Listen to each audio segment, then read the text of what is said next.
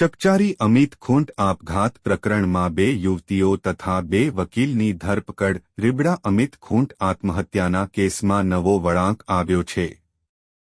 2 દિવસ પહેલા રીબડા ગામે રહેતા અમિતભાઈ દામજીભાઈ ખૂંટે રીબડા ગામની સીમમાં આવેલ પોતાની વાડી પાસે ગળેફાંસો ખાઈ આપઘાત કર્યાની ઘટનામાં અમિતે પહેરેલ કપડામાંથી સુસાઇડ નોટ મળી આવેલ હોય, જેમાં રીબડા ગામના અનિરુદ્ધસિંહ જાડેજા તથા તેમના પુત્ર રાજદીપસિંહ જાડેજા તથા પૂજા રાજગોર તથા એક સગીરા સહિત 4 વિરુદ્ધ આક્ષેપ કરતી સુસાઇડ નોટ મળી આવેલ હોય. અમિતના ભાઈ મનીષભાઈ દામજીભાઈ ખૂંટે ગોંડલ તાલુકા પોલીસ સ્ટેશન ખાતે ફરિયાદ કરતા તાલુકા પોલીસે ગુન્હો નોંધી તપાસ હાથ ધરી હતી. બનાવ અંગે પાઈ વી ઓડેદરા, પાઈ સી ડામોર, ડી પરમારના માર્ગદર્શન હેઠળ LCB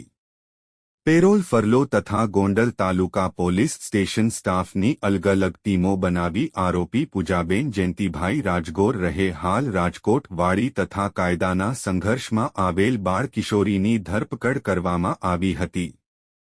પોલીસે બંનેની ઊંડાણપૂર્વક પૂછપરછ કરતા પૂજા રાજગોર નાઓએ જણાવેલ કે એક વ્યક્તિએ પોતાની પાસે આવી અને જણાવેલ કે તમારે અમિત ખૂંટ રહે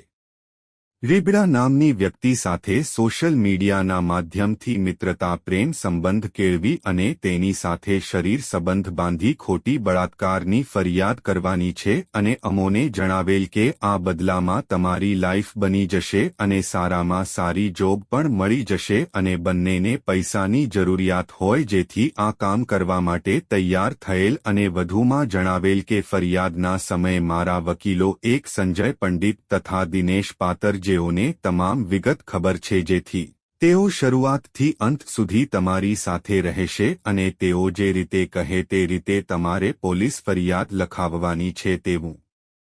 પૂર્વ આયોજિત કાવતરું રચેલ હોવાનું તપાસ દરમિયાન ખુલવા પામતા આરોપી સંજયભાઈ હેમંતભાઈ પંડિત રહે રાજકોટ તથા દિનેશભાઈ પાલાભાઈ પાતર રહે ગોંડલની ધરપકડ કરી કાર્યવાહી હાથ ધરાઈ હતી. દરમિયાન પોલીસે પૂજા ગોરને ગોંડલની એડી ચીફ